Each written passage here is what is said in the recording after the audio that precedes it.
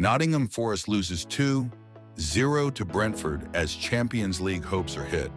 Nottingham Forest Champions League hopes were dealt a blow after a 2-0 loss to Brentford in the Premier League on Thursday. Forest could have moved up to third in the standings with a win, but remains in sixth place with 4 rounds of the season to go. Kevin Shade opened the scoring for Brentford at the City Ground in the 44th minute, and Yoan Wissa sealed victory in 70th. Forest is behind 5th place Chelsea on goal difference. The top 5 in the standings will qualify for the Champions League after England's top flight was handed a bonus place for the performance its teams in Europe this season. The battle to qualify remains wide open with just 5 points separating 3rd place Newcastle and Aston Villa in 7th. Live and breathe football. Hit that subscribe button and join the squad for non-stop updates, match previews, and breaking news. Bless up! Tottenham 3-1 Bodo Glimt. Spurs put down Europa League statement with crucial semi-final first leg win. Spurs take a 2-goal lead into next week's semi-final second leg. James Maddison starred as Tottenham beat Bodo Glimt. Tottenham produced a mature Europa League semi-final first leg performance against Bodo Glimt, in the process taking a giant step toward the final. In the knowledge that next week's decider will be played on the artificial pitch in the Arctic Circle, Spurs knew the importance of a big win in North London on Thursday night. Brennan Johnson, James Maddison, and Dominic Solanke took that message on board to ensure Tottenham were on course to have a 3-0 margin to defend in Norway. However, Ulrik Saltnes's deflected goal has changed the entire outlook. Having said that, the night did not begin well for Spurs. Lucas Bergvall missed out on the matchday squad altogether after sustaining an ankle injury in training, and it remains to be seen if he will be fit for the second leg. In his place was Yves Bissouma. The midfielder was one of 2 rather surprising inclusions in the Tottenham made by Ange Postecoglou, though his other gamble paid off within seconds of the tie getting underway. Richarlison in for the injured captain, Heung-min Son, and picked ahead of Mathis. Tell guided a header back across goal for Brennan Johnson to break the deadlock inside at the opening minute.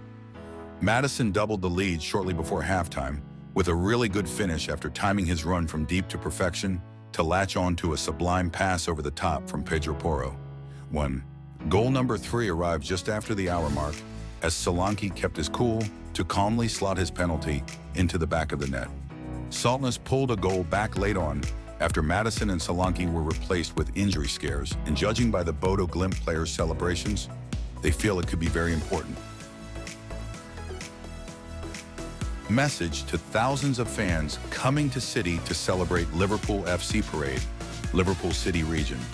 Mayor Steve Rotherham has issued a message to the thousands of people set to line the streets.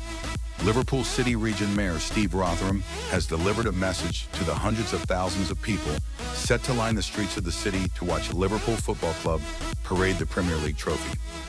It has been confirmed that the victorious Reds will parade the trophy across the city on Monday, May 26th, the day after their final Premier League match of the season against Crystal Palace at Anfield. The parade will begin at 2:30 p.m. at Allerton Maze, before the players travel along Queen's Drive to Millbank, West Derby Road, and into town via Islington, Leeds Street, and finally onto the Strand. In 2019, an estimated 750,000 lined the streets to celebrate Liverpool's Champions League triumph, and similar numbers are expected on the bank holiday, Monday 26. 750,000 people came out to celebrate the Reds' 2019 Champions League success, with similar numbers expected this time around. Ahead of that huge day, Liverpool fan and mayor of the region, Steve Rotherham, urged fans to enjoy themselves, but to remember that the spotlight will be on the city. He said, "We will again be in the spotlight, and it is a showcase to show everyone the spirit of Liverpudlians and Liverpool supporters. I want everybody to remember the fantastic occasion that it is, and that they are celebrating the fact that a team from our area are the champions and all the hard graft that went into achieving that. Hey, so enjoy it and let your hair down and enjoy the massive hospitality offer that we have in the city. But of course, there are lots of people from outside who will also want to experience that, and I want them to go away with the right impressions of this place. The more people that come here and experience this place, and not some of those stereotypical myths we hear about Liverpool and Scousers, the more people fall in love with the place. I am certain that the people who come on that Monday for the parade and experience it will come back time and time again. The mayor did admit the fact that so many people will be traveling into the city on public transport will be something of a headache for his organization, particularly given some recent issues with train track infrastructure. Huge numbers of fans will come out for the parade later this month.